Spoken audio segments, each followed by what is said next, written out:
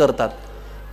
मध्यंतरी देवा झिंजाडांचं एक फार सुंदर मी पुस्तक वाचलं, ती एक भाकर तीन चुली, मी त्याच्याविषयी लिहिलं सुद्धा होतं. त्याच्यामध्ये इतकं सुंदर पत्र शेवटी आई त्या मुलाला लिहिते. ती आई त्या मुलाला लिहिते की बाळा, तू परगावी जाऊन शिक्षण घेतोयस, एक काम कर, परक्या गावामध्ये तुझं आपलं कोणी नाहीये. जेव्हा दुसऱ्या गावाला जाऊन प्रगती करायची असते तेव्हा एकच सूत्र पाळावं, पोटात शिरून राहा. कुठल्याही क्षेत्रात तुम्ही काम करा. आज काही विद्यार्थी आणि विद्यार्थिनी सुद्धा इथे आहेत.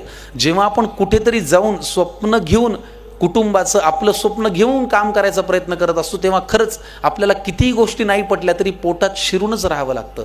माझ्या क्षेत्रात काम करताना तुम्हाला असं वाटतं का की सगळ्यांना आनंद होत असेल? संकर्षण कराड्याची 3 नाटकं चालू आहेत किंवा त्याच्या कविता लोकांपर्यंत पोहोचतात. त्रास असतो, वाईट वाटत असतं, खुपत असतं, ते आपल्याला ओळखावं लागतं.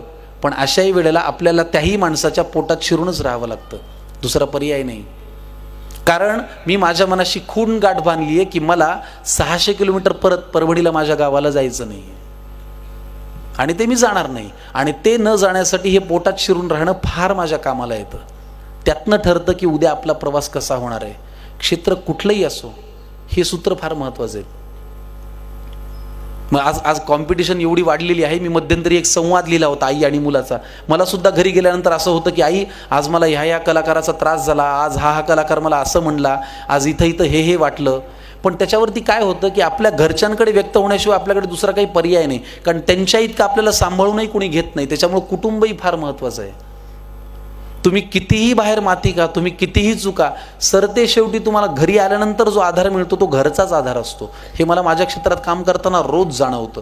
तुम्ही कितीही सेलिब्रिटी व्हा, घरी आल्यानंतर जेव्हा आमची आई म्हणते घे पानं वाढून, तेव्हा मला असं वाटतं की हां, हे कमावलेलं सगळं संपलं, आपण मुळात हे आहोत. धपाधप पाय आपटत एक लेकरू घरी आलं, वस्तूंची फेकाफेकी करत घरामध्ये गेलं. आज तुमच्या घरात जर तुम्हाला काही मुलांना सल्ला द्यायचा असेल तर तो या ओळीमध्ये आहे असं मला वाटतं. तुम्ही नीट ऐका. आई आणि मुलाचा हा संवाद आहे की धपाधप पाय आपटत एक लेकरू घरी आलं, वस्तूंची फेकाफेकी करत घरामध्ये गेलं. तिने सांजेची वेळ, रात्र झाली नव्हती, आई अशीच देवासमोर दिवा लावित होती. जगासमोर जे चालत नव्हतं ते घरामध्ये मात्र चाललं. बाहेर जे बोलता येत नव्हतं ते लेकरू आईसमोर बोललं. म्हणाला, खोटारडी आहेस तू आई, खोट्या मार्गावर चाललीस, आजपर्यंत माझ्याशी तू खोटच बोललीस. आशीर्वाद देताना काय म्हणतेस की माझं काहीच अडणार नाही आणि माझ्या बाबतीत कधीच काही वाईट मुळी घडणार नाही. आईपासून काय लपतंय तिच्या लक्षात आलं. तिने बाळाला घोटभर पाणी प्यायला दिलं. हुंदक्यांमधून वाट काढत पाणी पोटात गेलं. आई म्हणाली, आता सांग तुला काय झालं? तो म्हणाला, लोक आई विचित्र झालेत फार, सतत सगळे माझ्यावरती खाऊन असतात खार.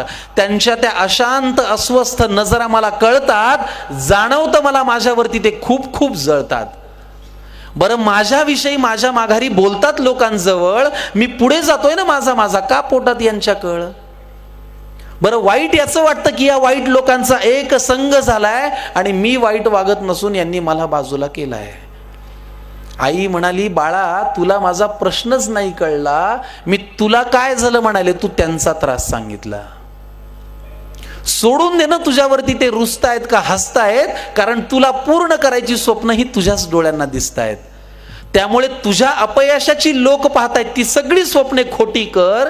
तुझ्या अपयशाची लोक पाहतायत ती सगळी स्वप्ने खोटी कर. दुसऱ्यांची रेघ पुसण्यापेक्षा तू स्वतःची मोठी कर.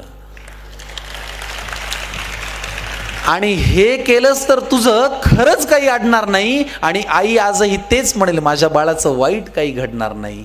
आईच्या तोंडी देवाचा साक्षात्कार घडला आणि तिने लावलेल्या दिव्याचा लख प्रकाश पडला. तिने लावलेल्या दिव्याचा लख प्रकाश पडला. तर मुद्दा हा की आज स्पर्धेमध्ये, इतक्या कॉम्पिटिशनमध्ये, एवढ्या हेवे दाव्यांमध्ये, एवढ्या इगोमध्ये, एवढ्या रुसव्या फुगव्यांमध्ये आज फक्त आपल्याला स्वतःची रेघ मोठी करण्याकडेच लक्ष द्यावं लागणार आहे. मला नेहमी प्रशांत दामले असं सांगतात, मलाही कधी कधी वाटतं की यार, या लोकांची 6 पॅक बॉडी आहे, आपण सुद्धा करावी. सर मला म्हणतात, ते तुला झेपणार आहे का? तू खातोस वरण भात, तुला होणार आहे का ते? नाही. मग तुझ्याकडे काय आहे त्याचा चार्ट कर. मला आलेल्या विद्यार्थ्यांना हे सांगावंसं वाटेल की आज तुम्हाला जर असं वाटत असेल की अरे त्याला हे जास्त आहे, तर खरंच एक चार्ट करा की त्याच्यापेक्षा तुमच्याकडे काय जास्त आहे. आणि मी जेव्हा त्या पारड्यामध्ये माझे वेगवेगळ्या गोष्टी लिहितो, माझा कुटुंबाचा आधार लिहितो, कविता लिहितो, अभिनय लिहितो, लेखन लिहितो, निवेदन लिहितो, तेव्हा असं मला वाटतं की चला 6 पॅक बॉडी नसली तरी आपण 6 वेगवेगळ्या अंगांनी प्रेक्षकांचं मनोरंजन करायचा प्रयत्न करू शकतो. आपल्याकडे काय आहे त्याचं ताऊन सुलाखून अभ्यास केला आणि सिंहावलोकन केलं तर आपण उद्या काय करू शकतो याचा अंदाज आपल्याला येऊ शकतो.